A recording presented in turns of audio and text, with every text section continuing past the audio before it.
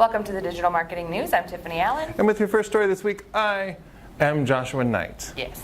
And you know what? If you are watching us right now on a mobile device, such as a smartphone or like a talented phone or a phone with a really good personality, they can't all be smart, and that's fine. But if you are on a smartphone or a mobile device, then you are not alone, because a recent study found that more than half of social network users are mobile only.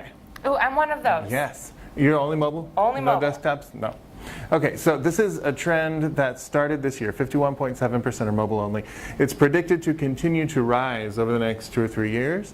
All this makes sense, of course, because Instagram and your Snap and Chats and all those things are already mobile exclusive. If you've ever tried to go to Instagram on a desktop, you know this. But Facebook and Twitter are also seeing a majority of their people go mobile only. So what does this mean for marketers?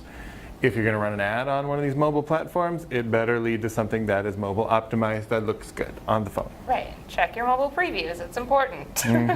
Check your mobile previews before you wreck your mobile previews. That's what we always say.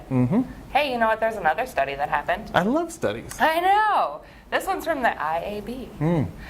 So it shows that $18 million, it's a prediction, will be spent on digital video this year on average per advertiser, with 9.3 million earmarked for original video content. Ooh. Right? So people, weirdly, are investing in video, which totally makes sense. Just for a benchmark here, last year advertisers spent an average of $14.2 million on digital video and $7.1 million on original digital video. So all of that is kind of on the rise. It's rising, yep. Yeah, so new digital ad formats like stories and shoppable ads are also expected to rise, of course, as those technologies improve, which we love to see. Buyers also said that half of their digital video budgets will be spent through programmatic, and 59% of ad buyers will increase the spend of their advanced TV ads in the next year. TV. So it's when you're really good at watching TV. Right. I am so good at it, I barely even move. I'm advanced. I mean, not every TV can be advanced, and that's okay. There's some insightful TVs, some really pretty ones. Yep, some with a great personality.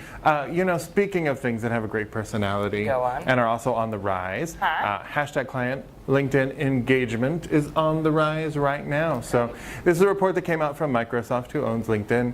So take however many grains of salt you want, but these are some verified numbers. They have 610 million total members at the Mo.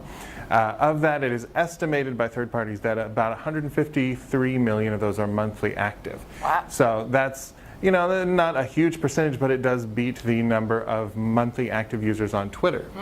So that's interesting. Engagement is up, says Microsoft. They are still looking to increase that engagement. We're seeing them invest in these new offerings like the stories kind of thing, the reaction icons. And you know, they're riding this fine line here, right? They can't just be Facebook for B2B. They need to keep what makes LinkedIn LinkedIn.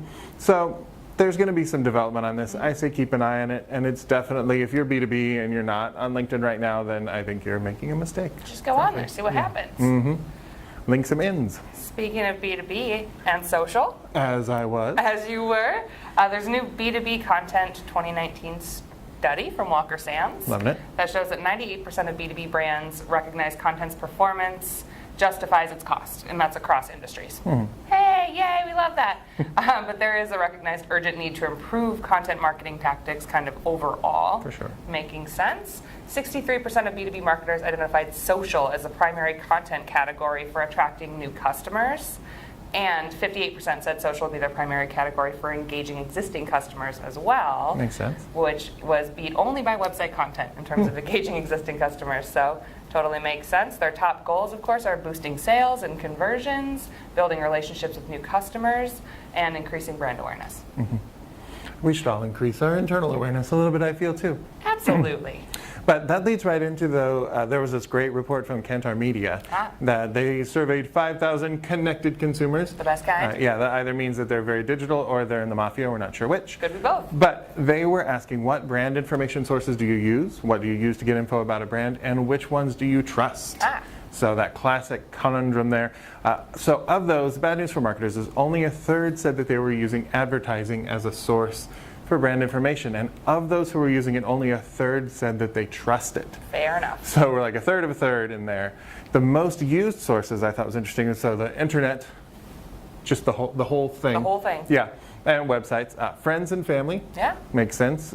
And review sites were one of the highest up there as far as usage goes. Yeah, that makes sense. I think, as reviews become more prevalent online, that's what I always use when I'm trying to look for information about something. So what do you think this means for marketers, Josh?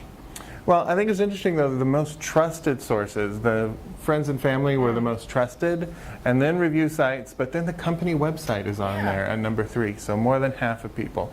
So I think this just means to marketers that our advertising needs to be backed up by some really quality content. Yeah. If it's sitting on the website where people are going to get news that they trust, if your friends and family are going to read it, then they're going to kick it back to you. Yep. So I think that's the way in. I think that just means that advertising is only one small part of our toolkit, personally. Definitely. Well, that's all the digital marketing news we have for you today. We'll be back next week, of course, with more news. If you need more in the meantime, you can check out the TopRank blog at toprankblog.com. Follow TopRank on Twitter at TopRank, or follow me at Tiffani_Allen. Yep, and you can find me at Nitewrites. That's Niteries. No, that's the one for my sorcerer counterpart who does evil night rituals. So, no, it's Nitewrites. And please do subscribe to us on the YouTubes, and please check out the whole blog for even more stories and even more cool news, and we'll see you next time. Bye.